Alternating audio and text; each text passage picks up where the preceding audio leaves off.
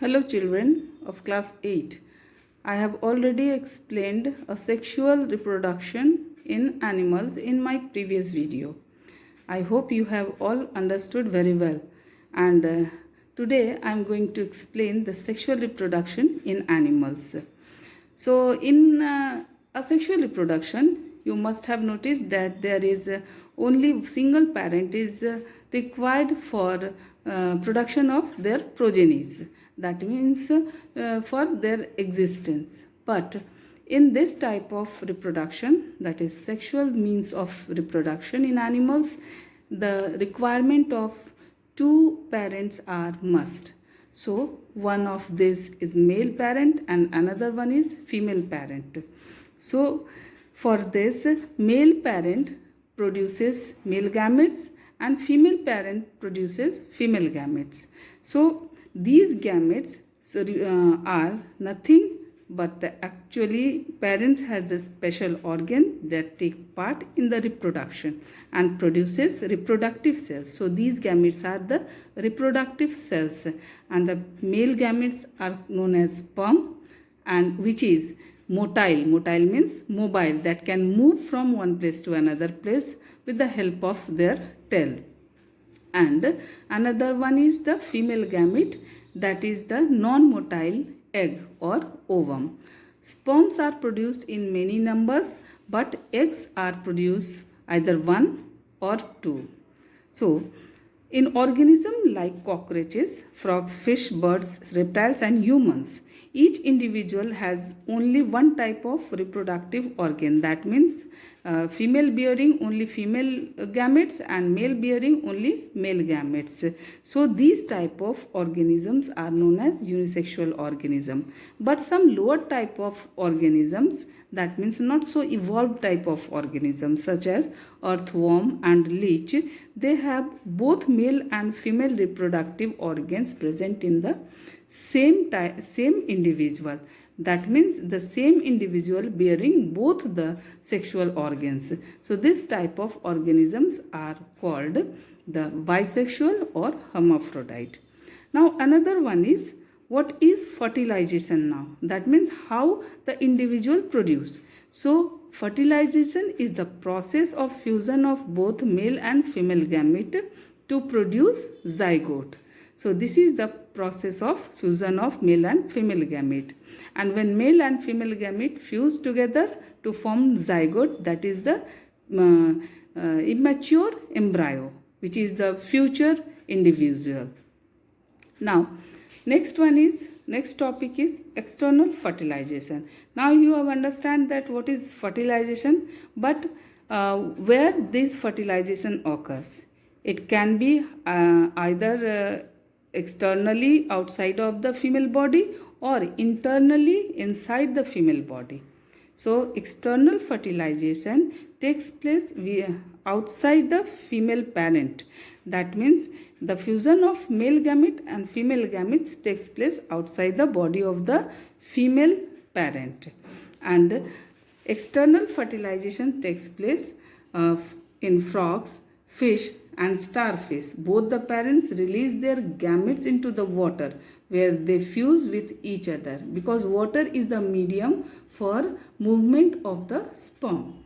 For example, a female frog lays hundreds of eggs which remain protected and stuck to each other with the help of a jelly-like substance. The male frog deposits the sperm over these eggs.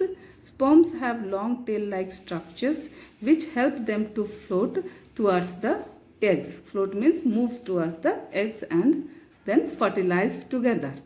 Okay, this is called external fertilization. Now what is internal fertilization?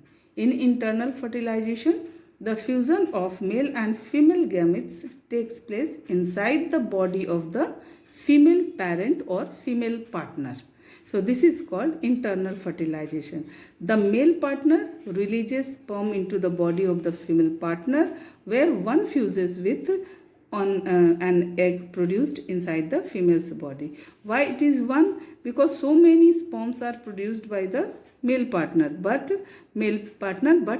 only one can fuse the single egg or ovum, because number of egg is only one. And insects, birds, reptiles and mammals shows this type of fertilization. So this is internal fertilization. Now after fertilization the zygote is formed. So the topic is development of young ones from that zygote only. So how young ones developed from the zygote. The zygote or fertilized egg divides again and again to develop into a body individual. Animals may be categorized into two broad categories based on the manner in which they give birth to their young ones. The zygote may develop into young ones inside the body of the female parent, and then the female parent gives birth to this baby. So the baby grows into a mature individual. These animals are called viviparous animals. So what is the definition of viviparous animals? Viviparous are those kind of animals that gives birth to their baby. So this type of animal is called viviparous animals, such as the examples are horse, cow, buffalo, human being are also the viviparous animals. But you must have seen some birds, reptiles lays their eggs, and from where their babies are developed or hatched. When these eggs hatches, then the babies burst out. So the other category of animals are oviparous animals. These animals lay eggs. They take care of their eggs and keep them warm and protected until the process of hatching is complete and the young ones come out of the eggs. Birds, reptiles, frog, etc. are the oviparous animals. The hard shell you see around the eggs of the oviparous animals is the protective covering that develops around the zygote, while it divides and comes down a tube in the animal's body called oviduct. So we have understand the different types of term, that is viviparous, oviparous, unisexual, bisexual. So you have to learn these all things.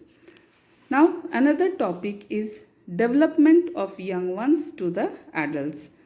Once the young animals is born or come out of the hatched egg, it slowly develops into an adult. The young ones of the some animals looks very different from the adult.